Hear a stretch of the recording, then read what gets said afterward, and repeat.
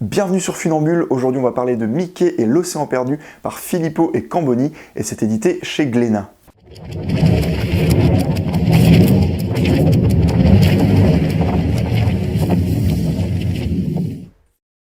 Première chose avant de commencer, j'ai une question pour vous les BDphiles, car cette chaîne est faite pour vous. Voilà, depuis quelques vidéos, comme vous avez pu le constater, j'ai un fond un petit peu pourri, sauf que je n'ai malheureusement pas trop de possibilités pour changer ça. Sauf que, grâce au miracle de la technologie, en fait, si je peux le changer ce fond, comme ça, voilà, donc vous en pensez quoi? Vous trouvez que c'est mieux?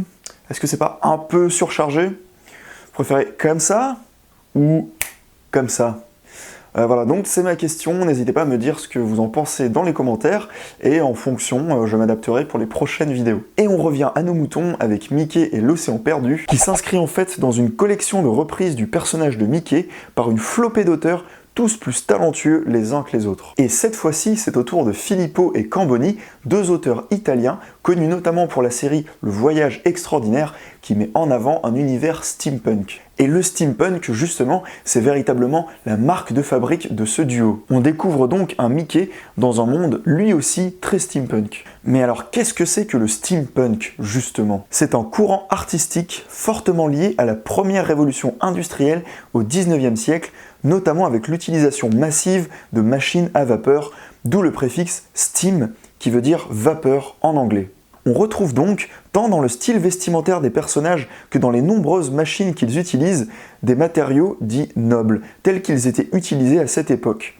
Le cuivre, le laiton, le bois et le cuir. Alors on pourrait d'abord se demander pourquoi Mickey et le steampunk. Difficile d'abord de voir le lien entre les deux, comment l'un et l'autre pourraient correspondre. C'est là que le scénario de l'album prend toute sa valeur, car il est ici question d'un monde totalement déconnecté du nôtre, qui repose en fait sur une énergie différente. Et qui dit énergie différente, dit aussi catastrophe naturelle différente. En fait, avec un tel postulat de départ, on peut même considérer qu'à peu près tout est permis. Les machines sont sans limite, capables de voler, ou même d'être pilotées par la pensée, machines qui fonctionnent grâce à une énergie qui nous est absolument inconnue, non pas la vapeur, mais la corallite.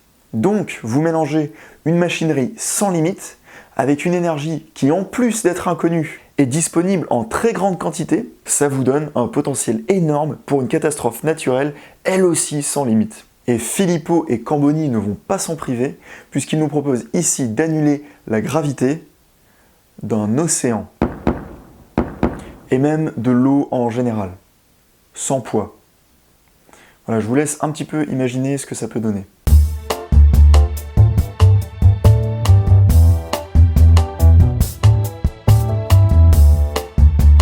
Très clairement, ça donne lieu à des scènes aussi surréalistes que magnifiques dans lesquelles le trait de Camboni peut s'exprimer à merveille, mêlant son goût pour les machines futuristes à celui pour les plantes. Comme vous pouvez le voir avec ces quelques images, c'est une BD absolument superbe, on a un déluge d'images toutes plus belles les unes que les autres. Alors, au-delà de cette beauté visuelle et poétique, Mickey et l'océan perdu nous met bien sûr en garde contre les dangers d'une technologie surpuissante et mal maîtrisée.